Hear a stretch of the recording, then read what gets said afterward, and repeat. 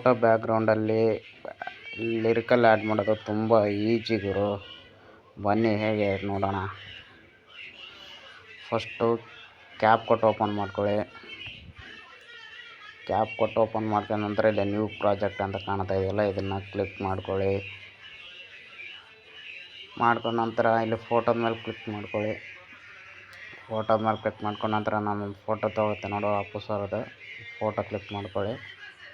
Photo click ಮಾಡ್ಕೊಂಡ ನಂತರ ಇಲ್ಲಿ ಆ್ಯಡ್ ಅಂತ ಕಾಣ್ತಾ ಇದೆ ನೋಡಿ ಕೆಳಗಡೆ, ಆ್ಯಡ್ನ ಕ್ಲಿಕ್ ಮಾಡ್ಕೊಳ್ಳಿ. ಆ್ಯಡ್ನ ಕ್ಲಿಕ್ ಮಾಡ್ಕೊಂಡ ನಂತರ ನಿಮ್ಗೆ ಲಿರಿಕಲ್ ಎಷ್ಟಿದೆಯೋ ಅಷ್ಟು ಫೋಟೋ ಲಾಂಗ್ ಪ್ರೆಸ್ ಮಾಡ್ಕೊಂಡು ಹೇಳ್ಕೊಳ್ಳಿ. ಹೇಳ್ಕೊಂಡ ನಂತರ ಲಾಸ್ಟಿಗೆ ಬಂದ್ಬಿಟ್ಟು ಇಲ್ಲಿ ಕೆಳಗಡೆ ಓವರ್ಲಿ ಅಂತ ಕೊಟ್ಟಿರುತ್ತೆ, ಆ ಓವರ್ಲಿ ಮೇಲೆ ಕ್ಲಿಕ್ ಮಾಡ್ಕೊಳ್ಳಿ. ಓವರ್ಲಿ ಇಲ್ಲಿ ಕೊಟ್ಟಿದೆ ನೋಡಿ, ಇಲ್ಲಿ ಓವರ್ಲಿ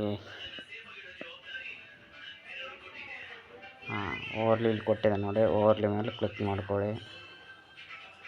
ಇಲ್ಲಿ ಆ್ಯಡ್ ಓವರ್ಲಿ ಮೇಲೆ ಕ್ಲಿಕ್ ಮಾಡ್ಕೊಳ್ಳಿ. ಆ್ಯಡ್ ಓವರ್ಲಿ ಮೇಲೆ ಕ್ಲಿಕ್ ಮಾಡ್ಕೊಂಡ ನಂತರ ವೀಡಿಯೋಸ್ ಮೇಲೆ ಕ್ಲಿಕ್ ಮಾಡ್ಕೊಳ್ಳಿ. ನಿಮ್ಗೆ ಯಾವ ವೀಡಿಯೋಸ್ ಬ್ಲ್ಯಾಕ್ ಸ್ಕ್ರೀನ್ ಇದೆಯೋ ಅದನ್ನ ಕ್ಲಿಕ್ ಮಾಡ್ಕೊಳ್ಳಿ.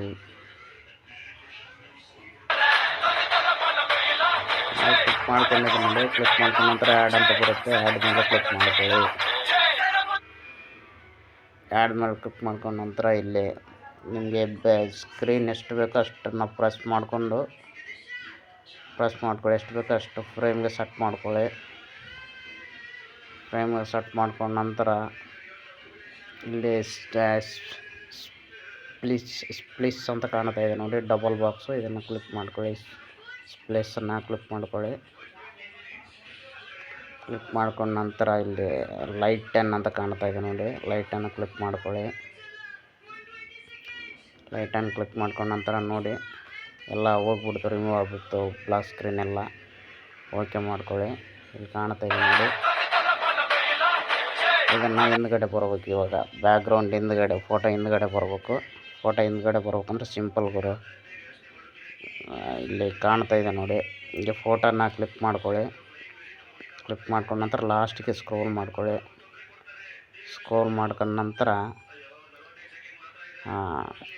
ಫೋಟೋ ಮೇಲೆ ಕ್ಲಿಕ್ ಮಾಡ್ಕೊಳ್ಳಿ. ಫೋಟೋ ಮೇಲೆ ಕ್ಲಿಕ್ ಮಾಡ್ಕೊಂಡ ನಂತರ ಡೂಪ್ಲಿಕೇಟ್ ಅಂತ ಕಾಣುತ್ತೆ, ಅಲ್ಲಿದೆ ನೋಡಿ, ಡೂಪ್ಲಿಕೇಟ್ ಅಂತ ಕಾಣ್ತಾ ಇದೆಯಲ್ಲ, ಈ ಡೂಪ್ಲಿಕೇಟ್ ಮೇಲೆ ಕ್ಲಿಕ್ ಮಾಡ್ಕೊಳ್ಳಿ.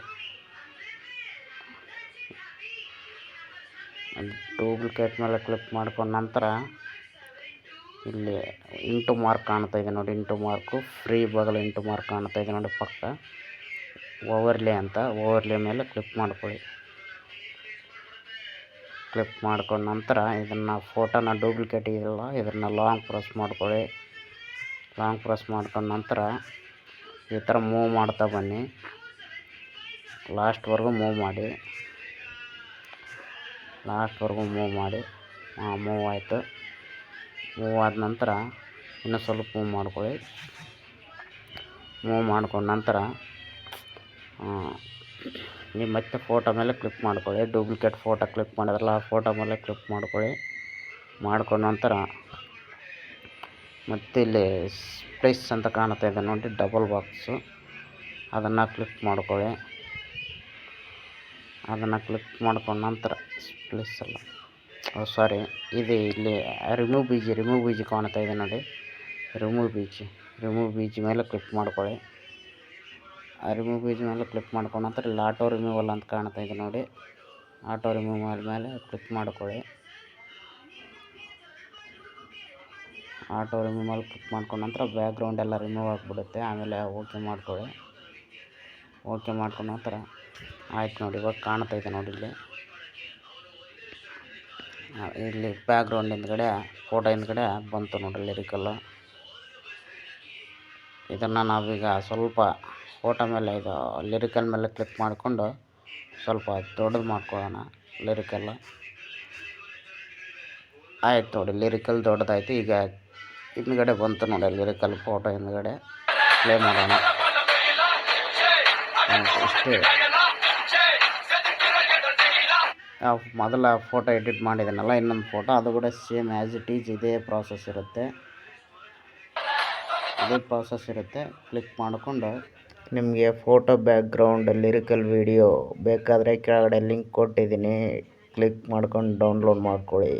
Okay bye. ನನ್ನ ಚಾನಲ್ನ ಸಪೋರ್ಟ್ ಮಾಡಿ, ಸಬ್ಸ್ಕ್ರೈಬ್ ಮಾಡ್ಕೊಳ್ಳಿ ದಯವಿಟ್ಟು. ಓಕೆ ಬಾಯ್.